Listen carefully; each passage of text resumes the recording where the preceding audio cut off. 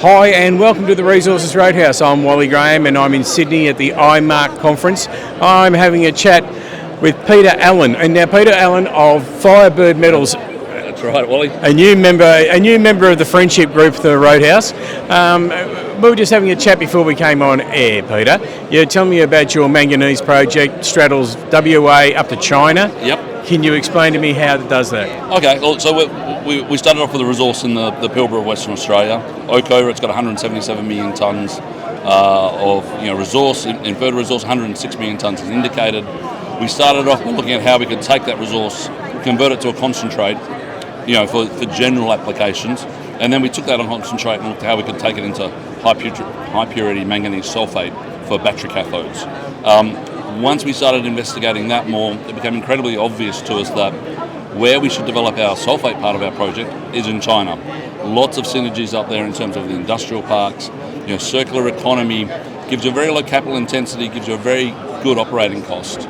For us, we managed to engage with some really good technical people in China, brought them onto our subsidiary in China. That's brought along a whole heap of IP and patents, which has even given us a better commercial perspective or position on the cost curve, I guess is what I want to say.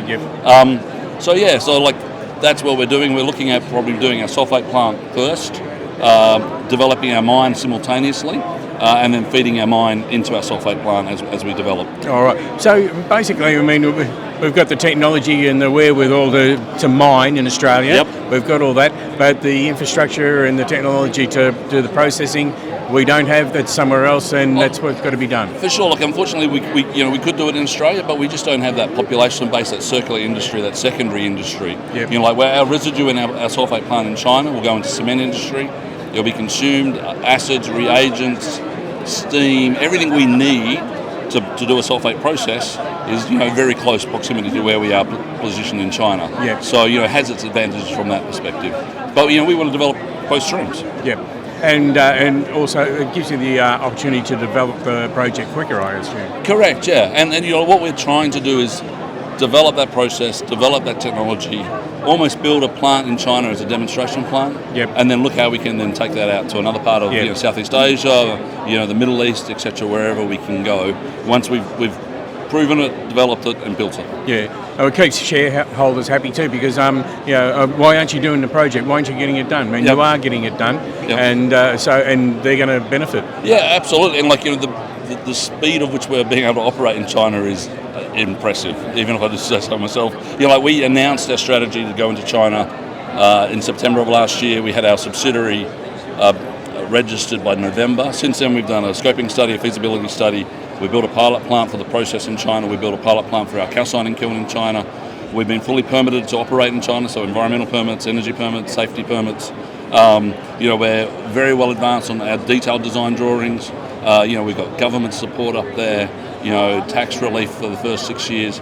A really impressive story there. Yeah. So in the next 6 months or so, what do we expect to hear? Yeah. Okay. So the two things that we've announced in the last 2 weeks that I think are really interesting is, like I said, we designed our own rotary calcining kiln.